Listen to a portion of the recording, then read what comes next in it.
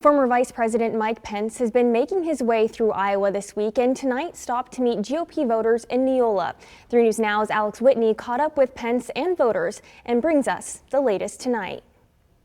Pence has been on a marathon tour of Iowa this week, making more than a half a dozen stops in the Hawkeye State to try and convince voters that he should be the man leading the GOP's charge against President Biden next November. I actually like him a lot. Every time I've met him, he's very personable. I've had him sign different things for me. He has a very professional stamina to himself, and that's what I would like to see back in politics. It's an opportune time for Pence's campaign.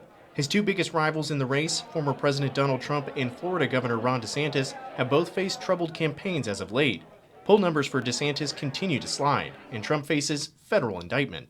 I think President Joe Biden has weakened this country at home and abroad.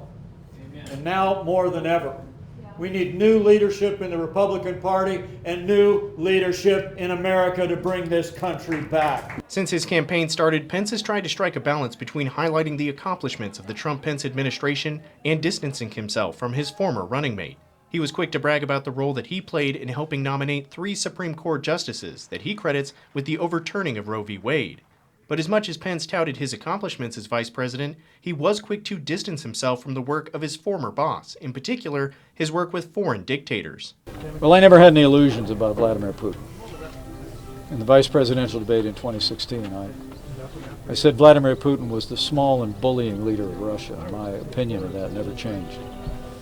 The president had his own approach to dealing with some of these dictators around the world, and I'll leave him to defend that. Pence has a few more counties to hit before he visits all 99, and he promised that he would be spending a lot more time in Iowa before the caucuses to convince voters that he has what it takes to overcome his former running mate. What brings us to this moment is I truly believe, with all humility, that based on my years of experience as vice president and as governor and as a member of Congress for 12 years, that I would know what to do and who to do it with on day one to turn this country around. In Neola, Alex Whitney, 3 News Now.